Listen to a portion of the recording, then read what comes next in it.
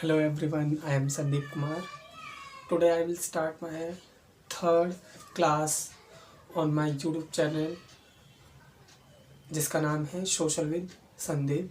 ठीक है, इससे पहले मैंने अपनी 2 क्लास ऑलरेडी यूट्यूब पे स्टार्ट कर चुका हूँ। ठीक है, अपलोड कर चुका हूँ, जिसमें से एक वीडियो मेरी अपनी है जिसमें मैंने जीन पियाजे की थ्योरीज़ के बारे में बताया, कॉग्निटिव डेवलपमेंट की थ्योरीज़ जो है। ठीक है, एग्ज़ाम पॉइंट ऑफ व्यू से मैंने बहुत अच्छे से सिंपल तरीके से इसमें जो इम्पोर्टेंट चीज़ें हैं, जो क्वेश्चन पूछे जा रहे हैं, जिन बेस्ड क्वेश्चन हैं जो एग्ज़ाम पॉइंट ऑफ व्यू से इम्पोर्टेंट भी हैं और एग्ज़ाम में पूछे भी जा रहे हैं, उसको लेकर के उसी पे बेस्ड मैंने क्वेश्चन उसमें लिखे हुए बताए हुए क्वेश्चन, मतलब उनकी थ्योरीज़ में जो पॉइंट्स इंपॉर्टेंट है एग्ज़ाम पॉइंट ऑफ व्यू से, वो मैंने बताया हुआ है। ठीक है, सेकंड वीडियोस मेरी जो है जिसमें मैंने कोलबर्ग की थ्योरीज़ के बारे में बताया, मॉरल डेवलपमेंट, जिनकी 3 लेवल्स और 6 स्टेजेस को भी मैंने सिंपल तरीके से ही बताया हुआ है। उसमें भी सिंपल है बट इम्पॉर्टेंट है। ठीक है, सिंपल है बट इम्पॉर्टेंट है और एग्ज़ाम पॉइंट ऑफ व्यू से बहुत कनेक्टेड है वो। ठीक है, तो आज मैं अपनी थर्ड क्लास अपने ही YouTube channel Social with Sandeep पर स्टार्ट करने जा रहा हूँ जिसमें आज मैं सिगमंड फ्रीड की थ्योरीज़ के बारे में बताऊँगा और इसमें भी बहुत ही सिंपल तरीके से सारी चीज़ों को स्टेप बाय स्टेप लेके चलेंगे। ठीक है, उससे पहले अपनी इस क्लास को शुरू करूँ कि इससे पहले मेरे आप सबसे एक रिक्वेस्ट है कि आप मेरे चैनल को सब्सक्राइब करिए और साथ ही साथ इसको शेयर भी करिए।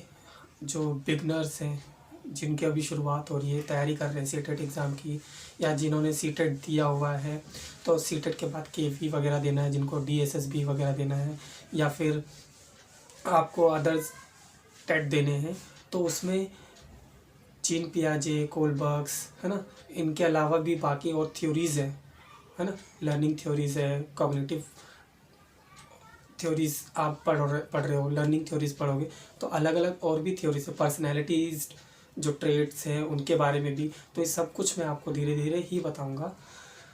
उससे पहले मेरी आपसे एक रिक्वेस्ट है कि आप मेरे चैनल को सब्सक्राइब करें, सोशल विद संदीप।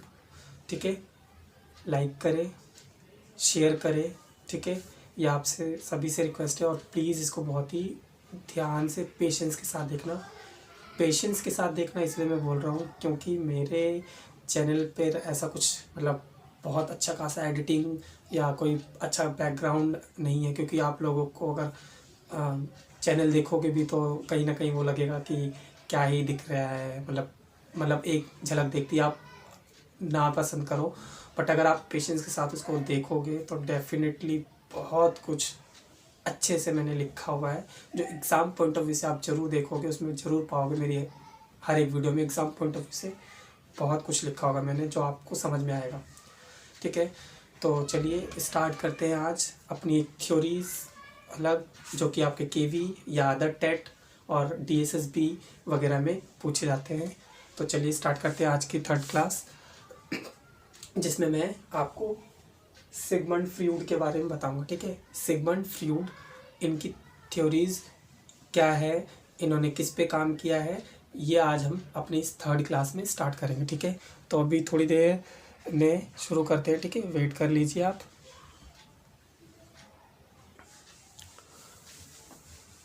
तो इसमें अब मैं 5 स्टेजेस जो हैं उनके बारे में शुरू करेंगे, लेकिन इससे पहले आपको क्या जानना है कि सिगमंड फ्रीड जो है इन्होंने किसके बारे में बताया है, साइकोसेक्सुअल डेवलपमेंट। ठीक है, ऊपर लिखा हुआ है मैंने कि सिगमंड फ्रीड जिन्होंने किसके बारे में लिखा हुआ है, बताया हुआ है, साइकोसेक्सुअल डेवलपमेंट के बारे में। जैसे जीन पियाजे ने कॉग्निटिव डेवलपमेंट के बारे में, है ना, और कोलबर्ग्स ने मॉरल डेवलपमेंट के बारे में, है ना। तो ऐसे ही सिगमंड फ्रीड जो है जिन्होंने किसके बारे में बताया है, साइकोसेक्सुअल डेवलपमेंट के बारे में बताया हुआ है। और सिगमंड फ्रीड को किस और नाम से जाना जाता है, फादर ऑफ साइको एनालिसिस। ठीक है, फादर ऑफ साइको एनालिसिस किसे कहा गया है, सिगमंड फ्रीड को। तो ये ध्यान रखना है कि फादर ऑफ साइको एनालिसिस किसे कहा गया है? सिगमंड फ्रीड को। इन्होंने किसके बारे में बताया है? साइकोसेक्सुअल डेवलपमेंट के बारे में बताया, ठीक है। इन्होंने किसके बारे में बताया? साइकोसेक्सुअल डेवलपमेंट के बारे में बताया है, ठीक है। हिंदी में जो बच्चे देखेंगे या समझने की कोशिश करेंगे तो इनको मनोविश्लेषण के पिता या जनक कह सकते हो, ठीक है, कि मैं मनोविश्लेषण के पिता या जनक के नाम से भी जाना जाता है, ठीक है। अब इनकी जो 5 स्टेजेस की जो बात हुई है, अब उसके बारे में देखते हैं कि कौन कौन सी स्टेजेस है और कितने से कितने पीरियड या एजिस में डिवाइडेड है सारे स्टेजेस, ठीक है। तो फर्स्ट स्टेजेस है ओरल स्टेज, ठीक है। ओरल स्टेज को कितने से कितने ईयर में डिवाइड किया हुआ है? ओरल स्टेज को 0 to 1 ईयर, ठीक है, यानी कि बर्थ से 1 साल तक का जो बच्चा है उसको इन्होंने ओरल स्टेज कहा है, ठीक है। सेकंड स्टेज एनल स्टेज है। एनल स्टेज को 1 से 3 ईयर, ठीक है। जो फर्स्ट स्टेज है ओरल स्टेज है। ओरली बच्चा सीखेगा, उसमें मतलब बोलना, मतलब अपने मौखिक यानी मुंह का इस्तेमाल ज़्यादा करेगा बच्चा, है ना। ओरल जैसे आप स्कूल में कहते हो ना, ओरल टेस्ट होगा आज, रिटन नहीं होगा। तो रिटन नहीं होगा, ओरल होगा। तो ओरल में आप क्या करते हो? सुनते हो ना, बच्चा मुंह से बोलता है, मुंह से बोल बोल के पढ़ता है ना, मुंह से ही बोल करके समझा रहा है सब कुछ। तो ओरली यानी कि मुंह से आप अपने ही मौखिक रूप का इस्तेमाल करेगा बच्चा, ठीक है। ओरल स्टेज जो कि कब से कब तक है? जन्म से लेकर के उसके मतलब जो जन्म की प्रक्रिया से लेकर के उसका 1 साल तक का जो पूरा टाइम होगा वो ओरल स्टेज है उसकी, ठीक है। सेकंड स्टेज इन्होंने बताई है एनल स्टेज। एनल स्टेज क्या है? कितने से कितने वर्ष के लिए है एनल स्टेज? एनल स्टेज है 1 से 3 ईयर, ठीक है। 1 ईयर से 3 ईयर तक के जो बच्चे हैं उनको इन्होंने एनल स्टेज में बांट रखा है। मे बी यहाँ पे आप इसको जैसे हिंदी में बोलो तो अलग ही साउंड, मतलब थोड़ा सा आपको फील लगेगा, लेकिन आप इंग्लिश में ज़्यादा याद रखो तो ज़्यादा अच्छा है, ठीक है, क्योंकि ये इजी वे में याद भी हो जाते हैं इंग्लिश में। इसकी टर्मिनोलॉजीज़ जो है ना वो बहुत डिफ़िकल्ट भी होती हैं, तो आप हिंदी की जगह इंग्लिश में कुछ कुछ चीज़ें जहाँ मुझे लगेगा कि हिंदी में कुछ लिखवाना है, जैसे मैंने लिखवा रखा है एक शब्द, तो मैं कहीं ना कहीं लिख दूंगा, ठीक है। एनल स्टेज कब से कब तक बताया है? 1 से 3 साल तक के बच्चों की जो एज है वो एनल स्टेज में इन्होंने बताया है, सिगमंड फ्रीड ने। इनका मानना है कि बच्चे इस एज में क्या करते हैं? टॉयलेट ट्रेनिंग, मतलब कहीं ना कहीं अपने आप में वो कंट्रोल, वो चीज़ों को कहीं ना कहीं वो सीख जाते हैं कंट्रोल करना अपने आप में, वो चीज़ों को, उनमें एक अलग ही तरह की चीज़ें देखने को मिलती है ना। अपने आप में क्लीननेस की बात करते हैं बच्चे। 1 से 3 साल के बच्चों में गंदा हो जाता तो तुरंत साफ़ करने को सोचते हैं, क्योंकि वो देख रहे भी होते हैं कहीं ना कहीं अपने आसपास, तो वो भी साफ़ सुथरा करने लगते हैं गंदा होता है तो, है ना। या सुसु और पोटी लगती है तो बच्चे क्या करते हैं? बताना शुरू कर देते हैं। तो ये सेकंड स्टेज है जो एनल स्टेज है, 1 से 3 ईयर, ठीक है। थर्ड स्टेज है phallic stage, PHALLIC, phallic, PHALLIC, phallic stage. कब से कब तक है?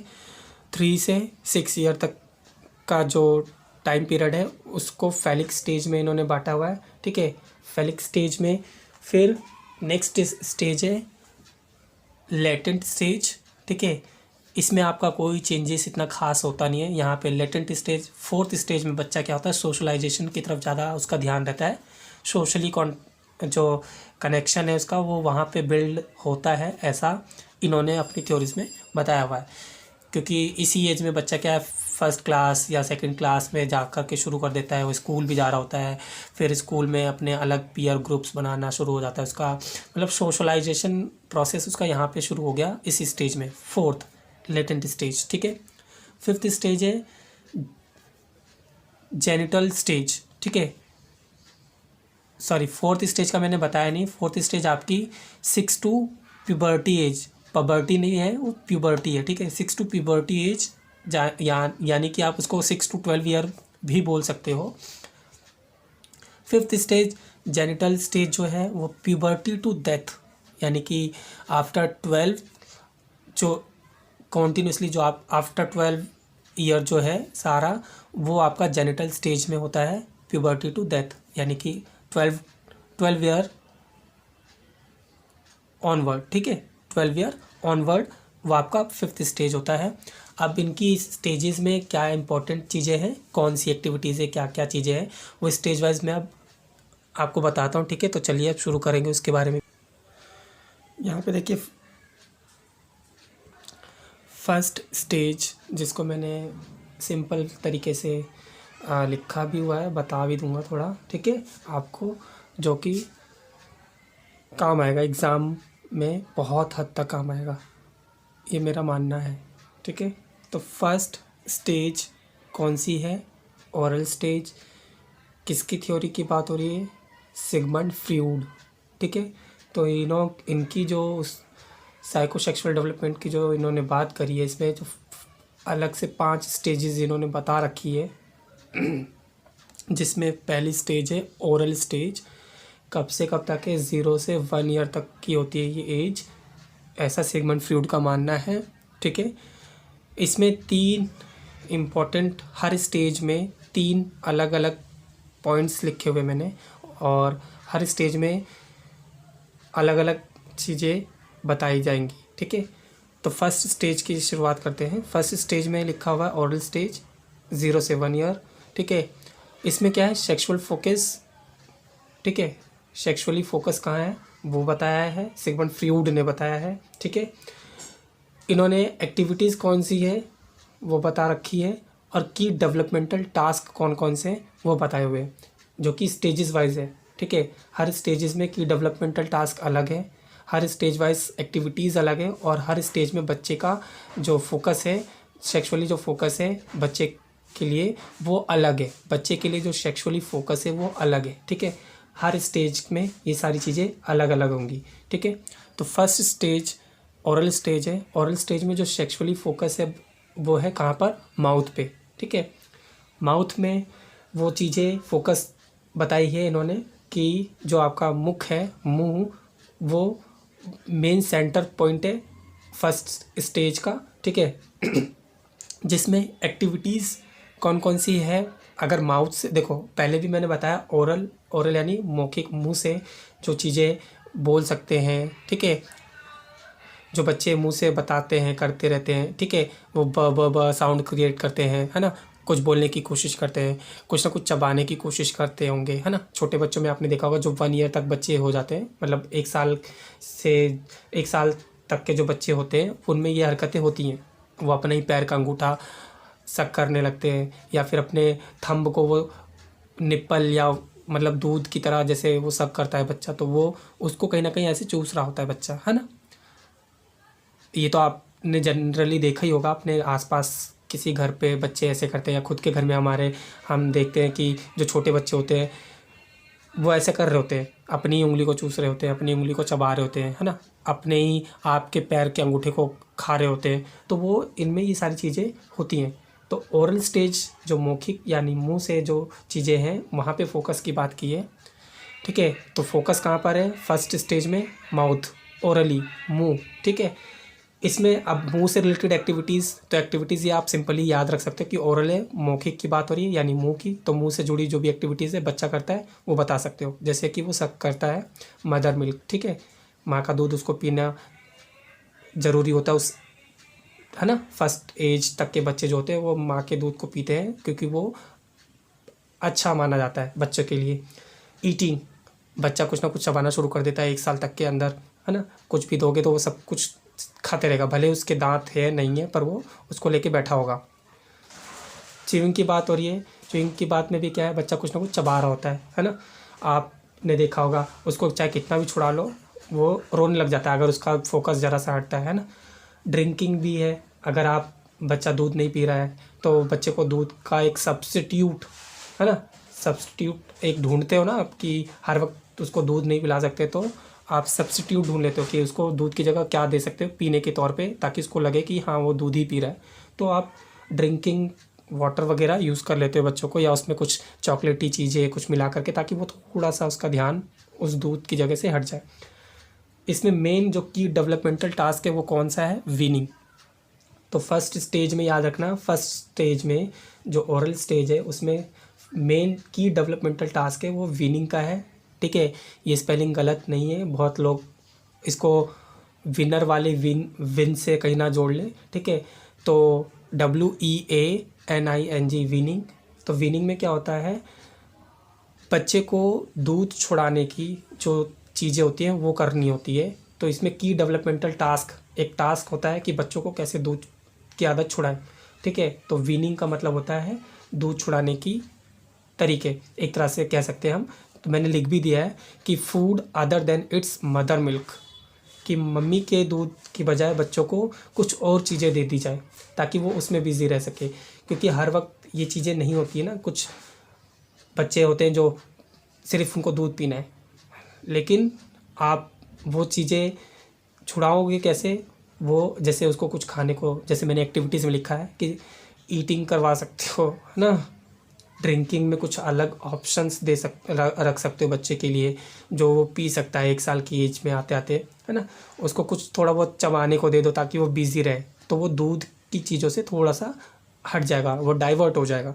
तो की डेवलपमेंटल टास्क क्या है, वीनिंग। ठीक है, अब इसमें हम सेकंड स्टेज की भी बताएंगे, तो उसमें भी सेम यही है, 3 मेन पॉइंट है, सेक्सुअल फोकस, एक्टिविटीज़ कौन सी और की डेवलपमेंटल टास्क कौन से हैं। ठीक है, तो अब उसके भी शुरू कर। अब ये सेकंड स्टेज है। अब सेकंड स्टेज का क्या नाम है, एनल स्टेज। ठीक है, तो सेकंड स्टेज एनल स्टेज है, कब से कब तक होती है, 1 से 3 ईयर की जो एज है उसको सिगमंड फ्रॉइड ने एनल स्टेज कहा है। ठीक है, तो सेकंड स्टेज में भी सेम पॉइंट्स तो वही हैं, लेकिन इसमें एजेस वाइज जो है एक्टिविटीज़ और डेवलपमेंटल टास्क या जो सेक्सुअली फोकस है वो चेंज होता रहेगा। तो सेकंड स्टेज एनल स्टेज है, 1 से 3 ईयर के होती है ये एज। ठीक है, इसमें सेक्सुअली जो फोकस है वो है एनस पे होता है। ठीक है, एनस पे फोकस होता है सेक्सुअली। एक्टिविटीज़ कौन सी होती है यहाँ पे बच्चे में क्लीनिनेस की बात हो जाती है। ठीक है, बच्चे यहाँ पे खुद से ही साफ़ सफाई चीज़ें देखना पसंद करते हैं। अगर हल्का सा कुछ गंदा होता है तो वो उसको खुद ही हाथ से, देखा होगा, हाथ से मार मार के साफ़ करते रहते हैं। ज़मीन पे बैठा तो ज़मीन को साफ़ करेंगे, है ना। अक्सर वो धूल मिट्टी वाले अगर उस जगह ले जाओ बच्चों को, तो आप ईज़िली उनको इस एक्टिविटीज़ को करते हुए देखोगे कि उनमें क्लीनलीनेस की चीज़ें जो है ना बहुत ईज़ी से आप देखोगे कि वो बैठा दो थोड़ी देर के लिए तो वो खुद ही करके वो साफ़ बोलते रहेंगे और साफ़ करते रहेंगे, हाथ से उसको पूरी जगह को साफ़ करने में लगे रहते हैं। तो यहाँ पे एक्टिविटीज़ क्या करता है बच्चा, क्लीनलीनेस पे ज़्यादा जोर होता है बच्चे का, एक्टिविटीज़ फोकस जो यहाँ पे है।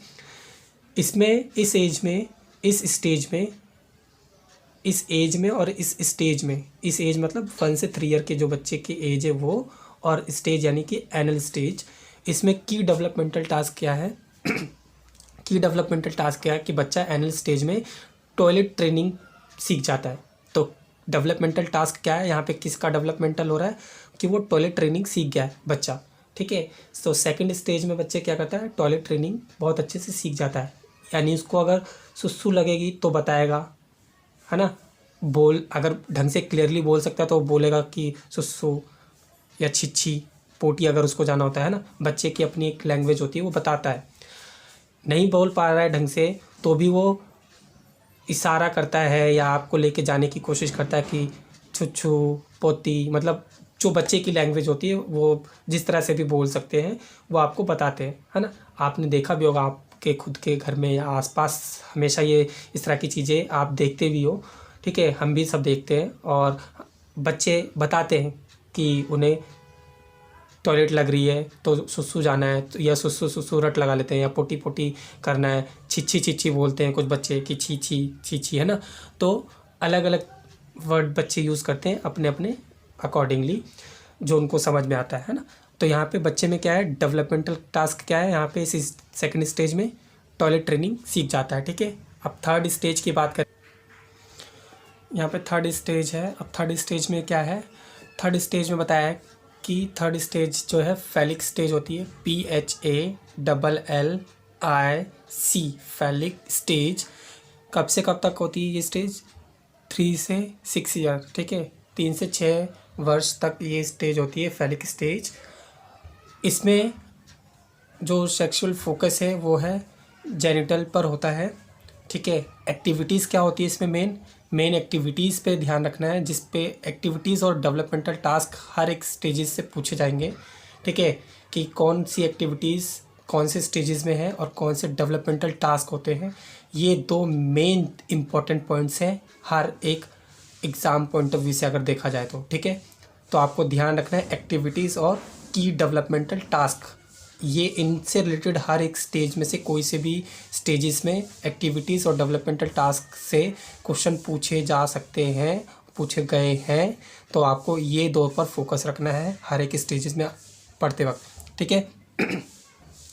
तो फैलिक स्टेज में जो एक्टिविटीज़ होती है वो क्या है? Face difficulties with intimate relationship. यहाँ पे थोड़ा सा वो कंफ्यूज्ड होते हैं, कभी इसके पास बैठते हैं बच्चे, कभी उधर चले जाते हैं ना। वो थोड़ा सा यहाँ पे अपने आप को किसके साथ ज़्यादा घुलना मिलना है वो थोड़ा कंफ्यूज होते ही हैं। अगर आप देखते हो कि बच्चे को सबसे ज़्यादा जहाँ लगा होता है बच्चा वहाँ रहता तो है, लेकिन अगर आप इस एज में 3 to 6 ईयर एज की अगर हम बात करें तो इस एज में बच्चे वहाँ से जहाँ पे उनको जब सबसे ज़्यादा लगाव है वहाँ रहते हैं, लेकिन अगर आप दूसरे व्यक्ति के पास भेजोगे तो नहीं जाएंगे, है ना।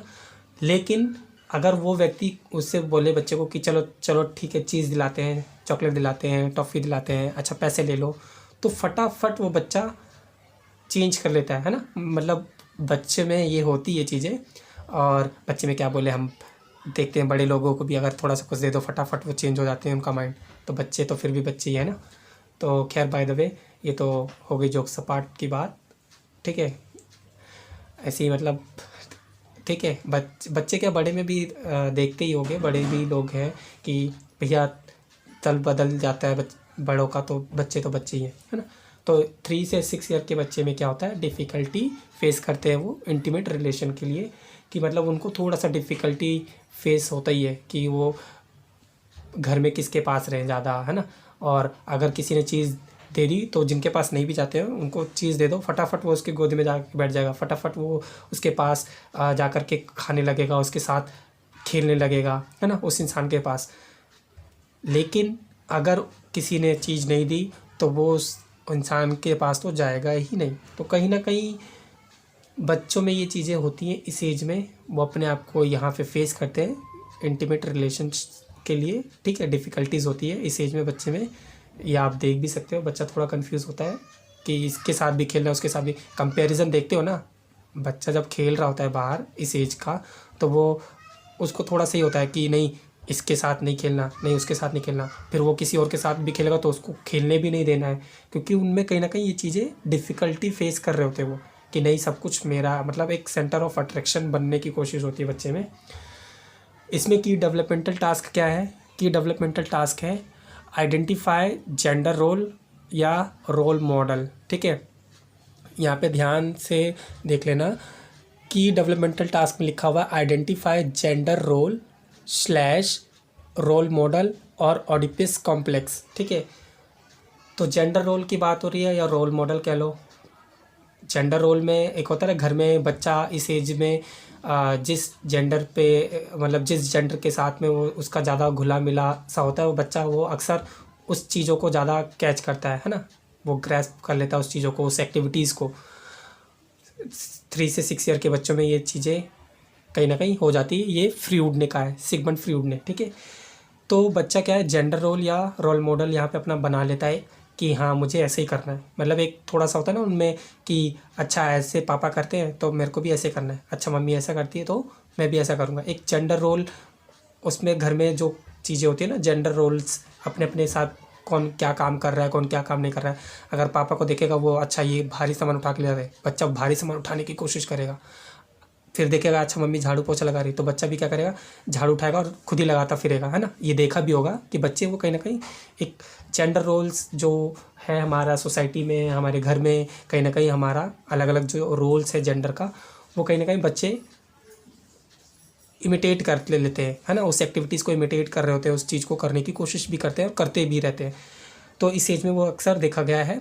तो ये डेवलपमेंटल टास्क है, वो यहाँ पे उसके अंदर ये डेवलपमेंटली वो चीज़ें हो रही होती हैं कि वो रोल मॉडल्स को देख करके फॉलो करते हैं चीज़ें, या रोल मॉडल कह लो कि वो कोई एक चीज़ ऐसे देख लेता है तो उसको लगता है कि अच्छा मेरे को ऐसा ही बनना है, मतलब तो एक रोल मॉडल फॉलो करने लगता है कि मेरे को इसकी तरह बनना है, इसकी तरह रहना है।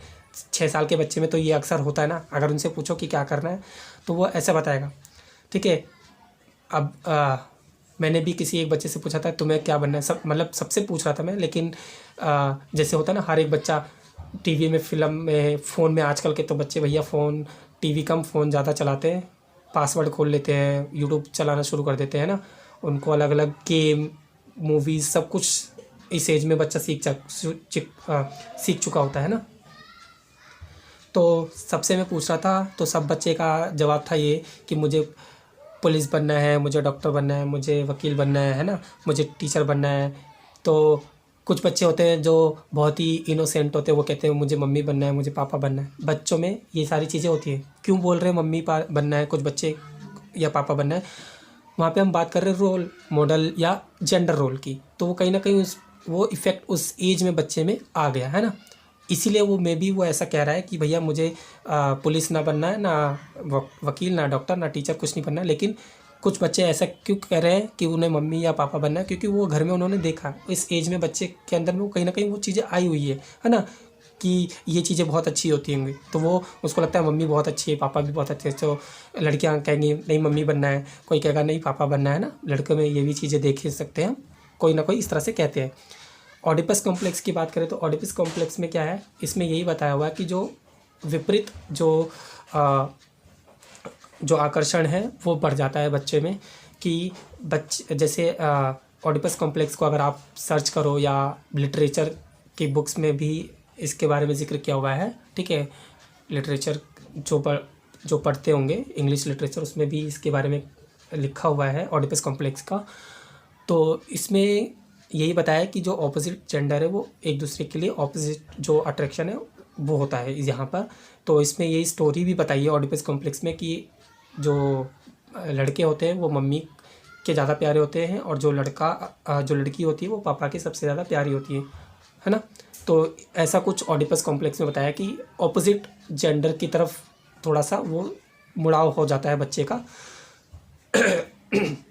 सॉरी, ठीक है। तो ऑडिपस कॉम्प्लेक्स में क्या बताया कि जो लड़के होते हैं वो मम्मी के करीब सबसे ज़्यादा होते हैं, प्यारे होते हैं, और जो लड़कियां होती हैं वो पापा की सबसे ज़्यादा प्यारी होती हैं, वो उनको सबसे ज़्यादा करीबी होती हैं, है ना। जैसे लड़के मम्मी के सबसे प्यारे, वैसे लड़कियां पापा की सबसे प्यारी। और आजकल तो वैसे भी फ़नी और एक अलग ही किस्म का मजाक है ना, कि लड़कियां को क्या बोलते हैं, तो पापा की परी है ना, ऐसा फ़नी जोक्स कि तो पापा की परी है। और लड़कियों को गुस्सा आता है तो लड़कियां लड़कों को भी चढ़ाती हैं, तो लड़कियां क्या बोल देती है, हाँ तो तू कौन सा काम है, तू भी तो मम्मी का मगरमच्छ है, दिन भर रोता रहता है, झूठे आंसू बहाता रहता है ना। तो कहीं ना कहीं एक ऑडिपस कॉम्प्लेक्स ये चीज़ें हम देख सकते हैं कि भैया तू तो पापा की परी और तू मम्मी का मगरमच्छ। तो ऑडिपस कॉम्प्लेक्स में कुछ इसी तरह की बात है कि भैया जो लड़के हैं वो मम्मी के सबसे प्यारे होते हैं, और जो लड़कियाँ होती हैं वो पापा की सबसे प्यारी बच्ची होती हैं। ऐसा ऑडिपस कॉम्प्लेक्स में कुछ इस तरह से बताने की कोशिश की गई, ठीक है। 4th स्टेज की अब बात करेंगे, ठीक। तो अब यहाँ 4th स्टेज है लेटेंट स्टेज, ठीक है। 4th स्टेज यानी लेटेंट स्टेज कब से कब तक है, 6 to प्यूबर्टी या 6 to 12 ईयर भी कह सकते हो आप इसको, ठीक है।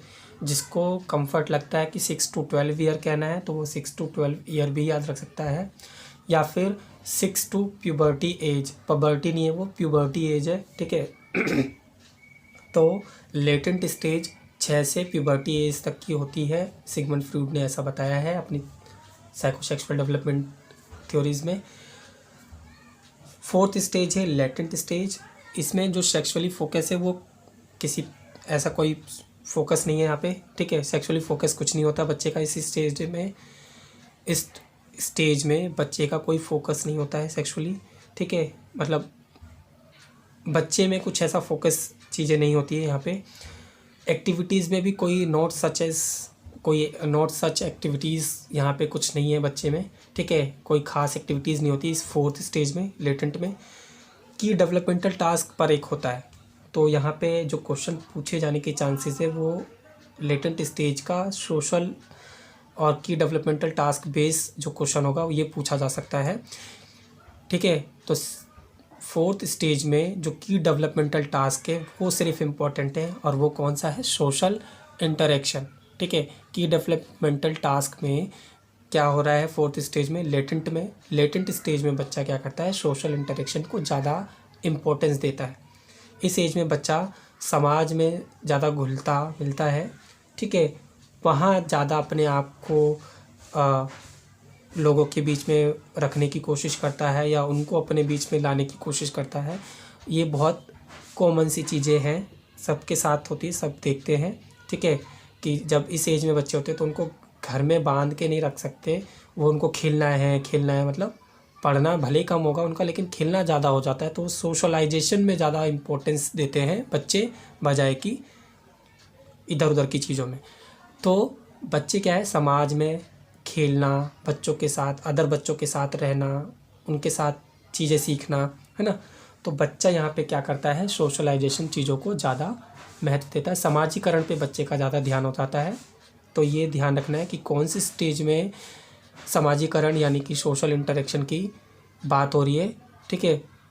वो है 4th स्टेज, लेटेंट स्टेज, जिसमें कोई एक्टिविटीज़ नहीं, कोई सोशली सेक्सुअल फोकस नहीं है, बट टास्क एक होता है कि वहाँ पे सोशल इंटरेक्शन बढ़ जाता है 4th स्टेज में, लेटेंट में।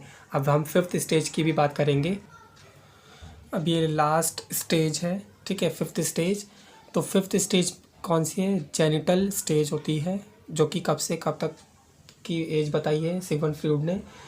इनका मानना है कि ये स्टेज जो 5th स्टेज है, लास्ट स्टेज है 5th, genital stage, puberty to death, ठीक है, यानी कि 12 ईयर्स ऑनवर्ड होती है ये एज, ऐसा सिगमंड फ्रॉइड ने बताया और माना है।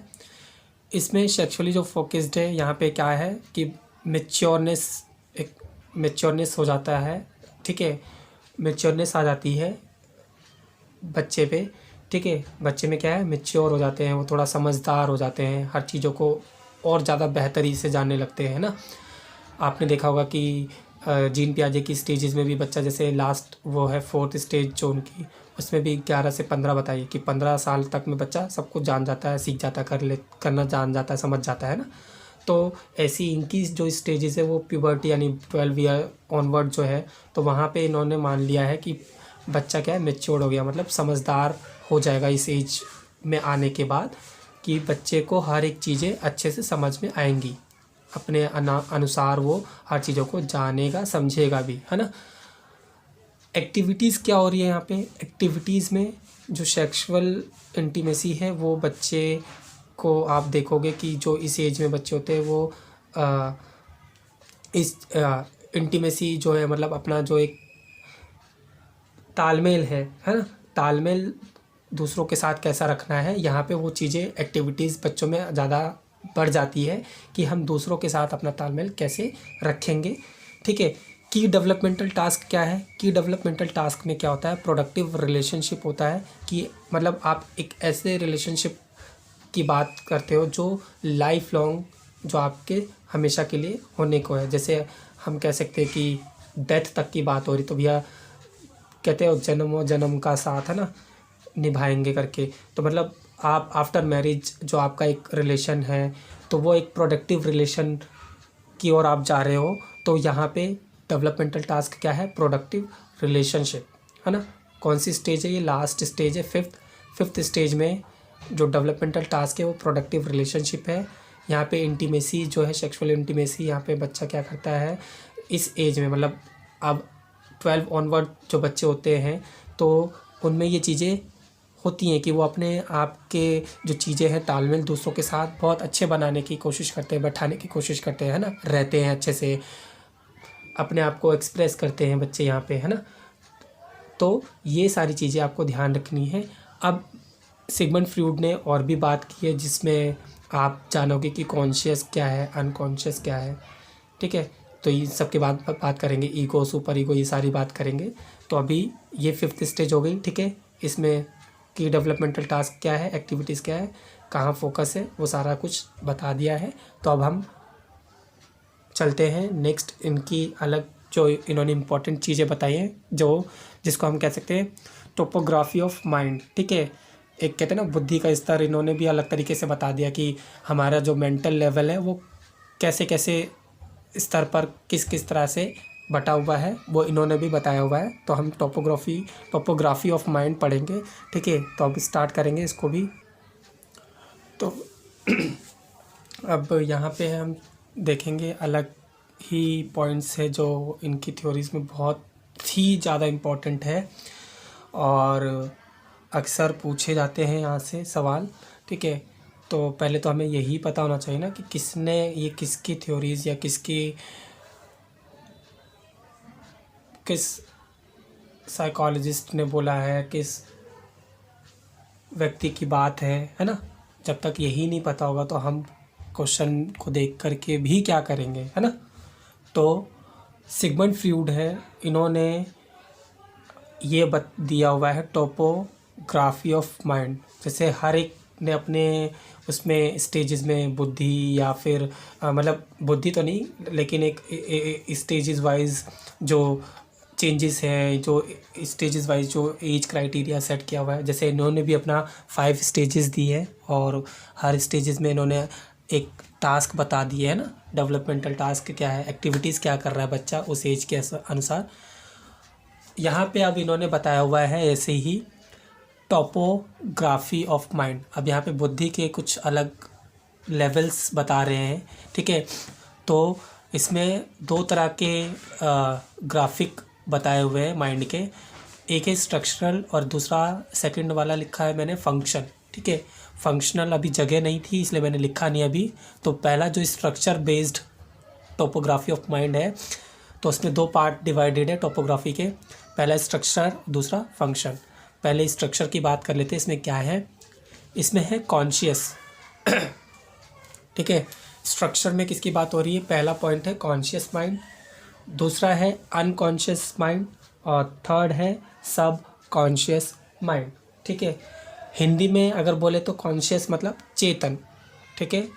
हिंदी में कॉन्शियस का मतलब होता है चेतन। यहाँ पे थोड़ा वो दिख नहीं रहा है, ठीक है, एक सेकंड में कर, ठीक है। तो हिंदी में कॉन्शियस का यहाँ पे लिखा हुआ है मैंने चेतन, अनकॉन्शियस को हम अचेतन बोलते हैं और सब कॉन्शियस को हिंदी में क्या बोल रहे हैं, अर्ध चेतन। यानी आधा आप अवेयर हो और आधा अनअवेयर हो, ऐसा कह सकते हो, है ना। कि आधी चीज़ें में आपका दिमाग काम कर रहा है और आधी चीज़ें में आप कहीं और ही दुनिया में खोए हुए हो, ऐसा सब कॉन्शियस यानी अर्ध चेतन, ठीक है।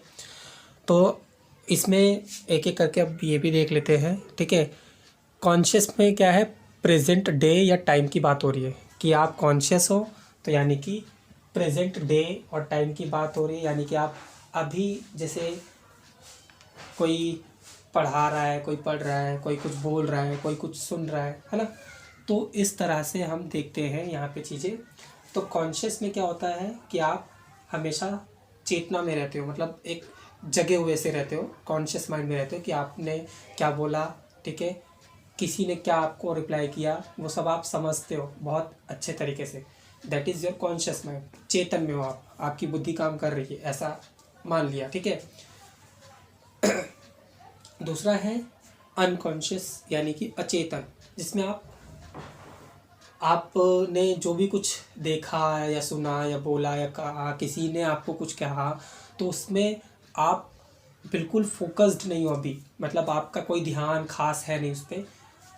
तो वो आपका अनकॉन्शियस अचेतन माइंड, मतलब दिमाग मस्तिष्क होगा, ठीक है। आपका जो है अनकॉन्शियस माइंड होगा या अचेतन मस्तिष्क होगा, जो क्या करता है, आपके पास्ट एक्टिविटीज़ को रिकॉल करता है, ठीक है। पास्ट एक्टिविटीज़ को रिकॉल करने में मदद करता है।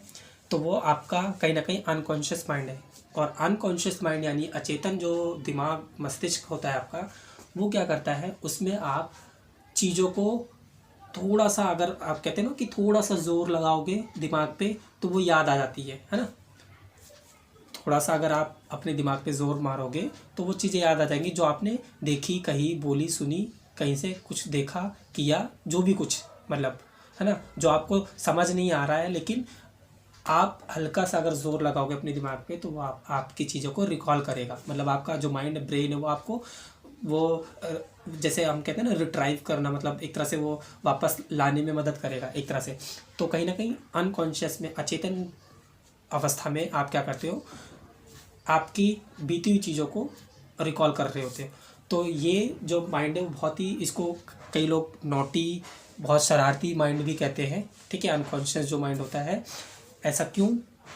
क्योंकि इसमें ऐसी चीज़ें होती है जो आपकी बहुत ऐसी चीज़ें होती है जो आपको सडन रिकॉल कराता है आपका अनकॉन्शियस माइंड। जैसे आप कहते हो ना सपने में सो रहे हो और आपको डरावनी चीज़ें भी दिख रही है, कुछ अच्छी चीज़ें भी दिख रही है, आप हंसते भी हो सपने में, कई लोग रोते भी है, कई लोग खुशी खुशी घूम रहे थे, तो कुछ लोग डर रहे होते हैं सपने में। तो ये सारा हमारा कॉन्शियस माइंड नहीं करता, ये सारा कुछ क्या कौन कर रहा है? Unconscious mind. इसीलिए मैंने वहाँ लिखा हुआ है कि अचेतन क्या करता है, हमारे जो अतीत है या जो बीती हुई चीज़ें होती है उसको पुनः वो दोबारा से उसको शुरू मतलब आने में या लाने में मदद करता है, या कहीं ना कहीं उसको लेकर आ जाता है हमारा अनकॉन्शियस माइंड हमारे सामने। तो और या फिर आप सपने में जो देखते हो, ठीक है, एक बात तो सपने वाली हो गई कि भैया आपने कुछ देखा था काफ़ी टाइम पहले, लेकिन वो आज आपके सपने में काफ़ी टाइम बाद आ रही है। तो वो कहीं ना कहीं आपका अनकॉन्शियस माइंड है जो काम कर रहा है उस टाइम पे, ठीक है। तो सपने की बात हो गई। दूसरी बात हम ये भी है कि हम कहीं जा रहे होते हैं, है ना, अब सडन हमारे सामने कुछ एक्टिविटीज़ होती हैं कोई, तो हम क्या करते हैं उस चीज़ को देख करके या तो हंसते भी है। क्यों हंसा, अब ये सोचोगे तो हंसी इसलिए आ गई क्योंकि वो एक्टिविटीज़ देखते ही आपको अपनी खुद की एक्टिविटीज़ को याद आ गई होगी जो आपने कनेक्ट कर दी, और वो आपका अनकॉन्शियस माइंड ने रिकॉल कराया उस एक्टिविटीज़ को सडन देखते हुए। तो आपने हंसने वाली एक्टिविटीज़ आपकी कोई रही होगी जिसको आपने कनेक्ट कर दिया वहाँ पे और आपने हंसना शुरू कर लिया। नॉटी या नटखट या शैतान इसलिए भी कहा है क्योंकि ये हमें हंसाने की जगह रुला भी देता है। कुछ ऐसी एक्टिविटीज़ होती है जहाँ हम देख करके बहुत अफसोस में पड़ जाते हैं, बहुत दुखी भी हो जाते हैं किसी चीज़ को देख करके। तो ये क्यों हो गए? क्योंकि हमें अचानक से कुछ याद आ जाता है।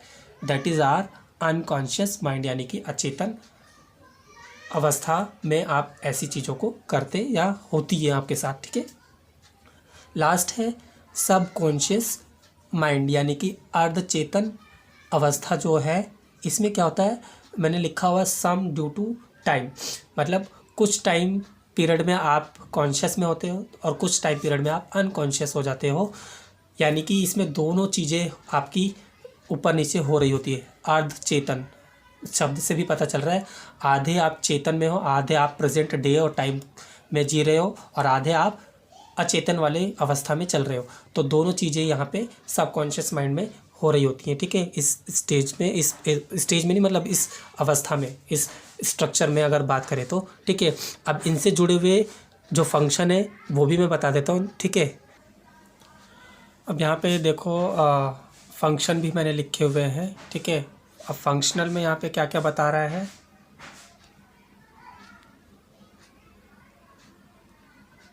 फंक्शन में भी 3 पॉइंट है। आई डी लिखा हुआ है यानी इद, और ई जी ओ ईगो, ठीक है। और थर्ड है सुपर ईगो, ठीक है। तो आई डी इद, ठीक है, इद लिखा हुआ है। फिर सेकंड है ई जी ओ ईगो, ईगो, ठीक है। थर्ड है सुपर ईगो। हिंदी में आईडी यानी इद को इद ही लिखा हुआ है, ईगो को अहम बोला हुआ है, और सुपर ईगो को हिंदी में परम अहम बोला हुआ है, ठीक है। तो इसमें भी 3 ये इम्पॉर्टेंट हैं पॉइंट्स जो बहुत ही ज़रूरी है एग्ज़ाम पॉइंट ऑफ व्यू से।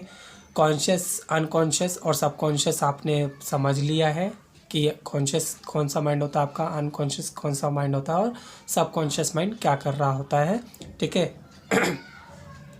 तो यहाँ पे मैंने जैसे कुछ एरो से बना रखे हैं, ठीक है, मतलब आपका अनकॉन्शियस माइंड ईद है, कॉन्शियस माइंड आपका ईगो है, और सब कॉन्शियस आपका सुपर ईगो, ऐसा मान लिया है। ठीक है, या सब कॉन्शियस को आप प्री कॉन्शियस भी बोल सकते हो। ठीक है, सब कॉन्शियस मतलब प्री कॉन्शियस भी आप इसको बोल सकते हो, मैं अभी लिखवा भी दूंगा। ठीक है, तो अब हम बात करेंगे इन ईगो और सुपर ईगो में क्या चीज़ें होती हैं। ठीक है, तो अब वो लिखते हैं थोड़ा।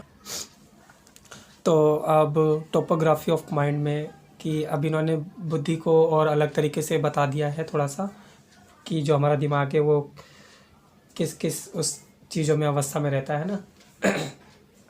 तो यहाँ पे इद, ईगो और सुपर ईगो की बात की हुई है, जो कि टोपोग्राफी ऑफ माइंड में जो दूसरा पार्ट है फंक्शनल, उस फंक्शनल पार्ट का जो काम के आधार पर हमारे जो चीज़ें हैं वो इस तरह से इन्होंने बांटी हुई है। ठीक है, तो हमारा जो पहला इन्होंने बताया हुआ इसमें टोपोग्राफी ऑफ माइंड में वो है इद, हिंदी में इद ही लिखा हुआ है, और दूसरा ईगो, ठीक है, उसको अहम बोला गया है, और सुपर ईगो को परम अहम बताया गया है। ठीक है, परम अहम भी बोल सकते हो, परमा हम बोल सकते हो। ठीक है, तो इद क्या है? Inborn qualities which is based on pleasure principal. ठीक है, तो आपका जो इद है, इद क्या होता है? आपकी इनबॉर्न क्वालिटीज़ होती है, जो आपके जन्म से ही आपके साथ कुछ चीज़ें हैं, जो आपकी खूबियाँ हैं कह सकते हैं, क्वालिटीज़ है जो आपकी अपनी। ठीक है, तो वो जो इनबॉर्न क्वालिटीज़ है जो आपको शुरू से ही आप में है, पाई जाती हैं, वो आपकी इद है। ठीक है, इद वो है आपकी। ठीक है, जिसके बारे में आपको तब नहीं पता है, तो इद को हम एक तरह से कहीं ना कहीं हम अनकॉन्शियस माइंड से ही कंपेयर कर रहे हैं, कि जैसे अनकॉन्शियस में आपको नहीं पता था कि आपने क्या कहा, कहाँ क्या चीज़ देखी, वो बाद में आपको पता चलती है ना, आफ्टर सम टाइम कह लो या आफ्टर लॉन्ग टाइम कह लो। ठीक है, तो जैसे अनकॉन्शियस में आपको नहीं पता होता है, वैसे इद आपकी होती है जो इनबॉर्न क्वालिटीज़ होती है, जो आपको उसी समय नहीं पता चलती कि आप में अच्छा ये क्वालिटीज़ भी हैं, वो ये क्वालिटीज़ भी है, ये जो मैंने अभी बोला कि ये क्वालिटीज़ भी हैं, तो ये आप ऐसा कब बोलते हो? ये आप बाद में बोलते हो, जब आप थोड़ा और बड़े होते हो, मतलब धीरे धीरे करके जब आप बड़े होते हो तो आपको पता चलता है, अच्छा मेरे अंदर तो ये भी गुण है, अच्छा मेरी तो ये भी क्वालिटीज़ है। आपको स्टार्टिंग में नहीं पता है ना। तो इद क्या है? इद इनबॉर्न क्वालिटीज़ होती है आपकी, जो कि किस पे बेस्ड है? Which is based on pleasure principal.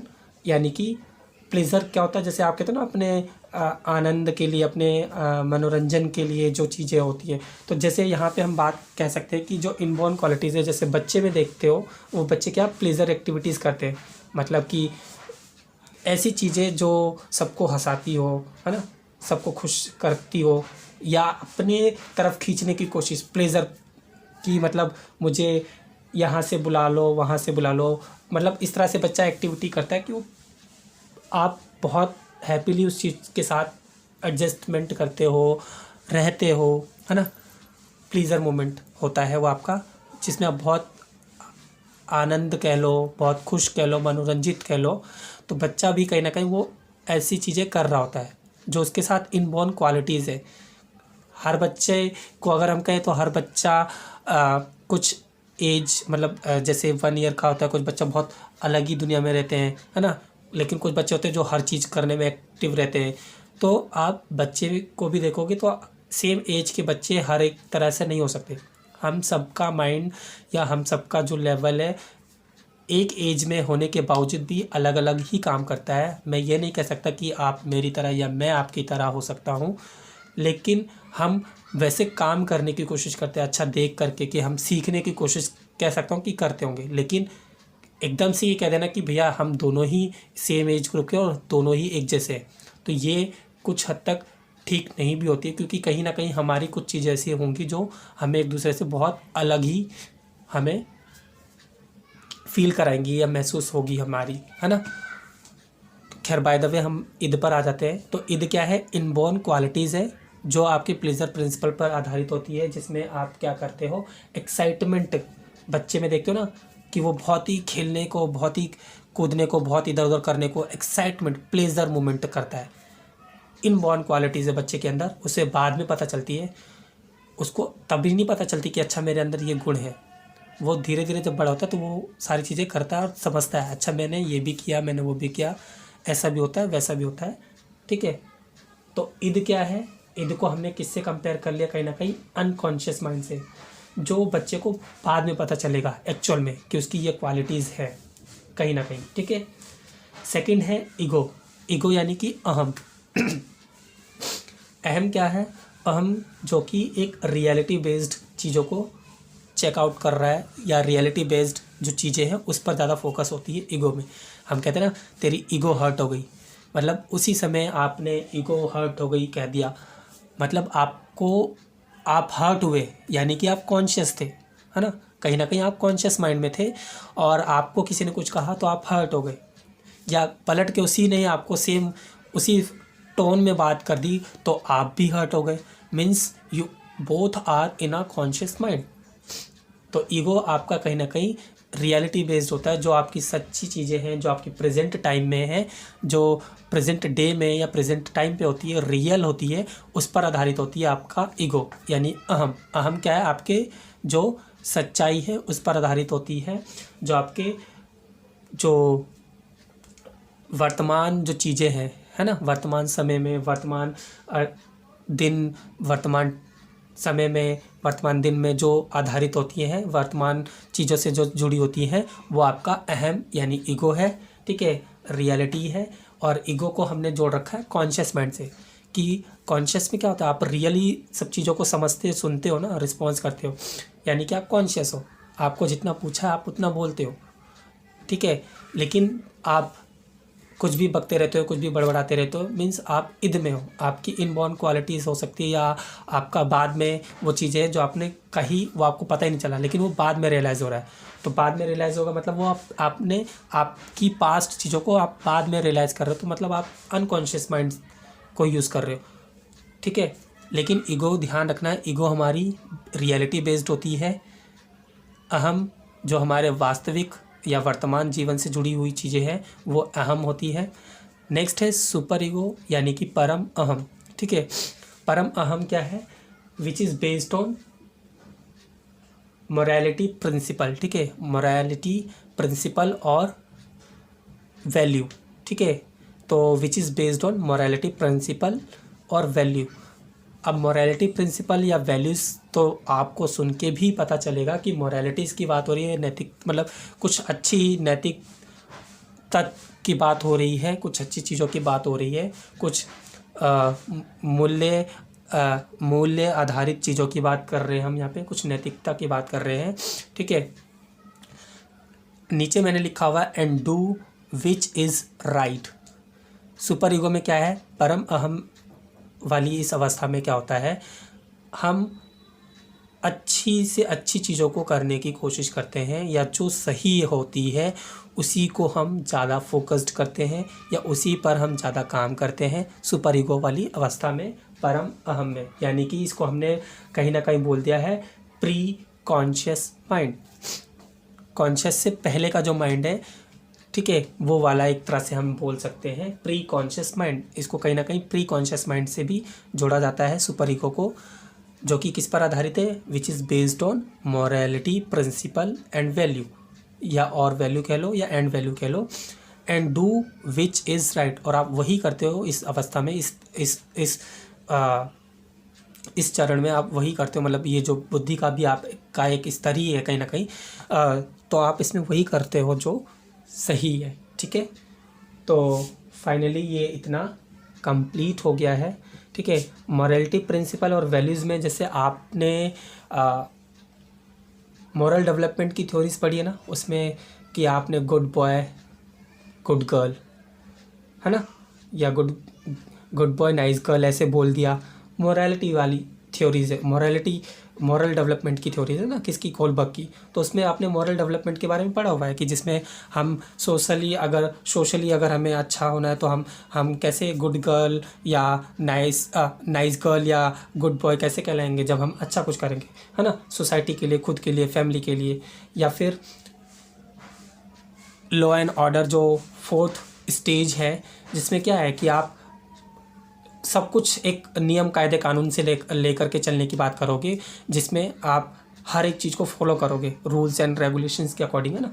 तो इस तरह की चीज़ें आपने जैसे उसमें देखिए, सेम यहाँ पे सुपर ईगो में है मॉरलिटी प्रिंसिपल और वैल्यूज़ है, और यहाँ पे आप वही चीज़ों पे ज़्यादा ध्यान देते हो या वही चीज़ें करने की कोशिश करोगे जो सही हैं, ठीक है। तो ये हो गया हमारा कंप्लीट, ठीक है। Thank you to everyone, please watch it, subscribe, share, likes, ठीक है।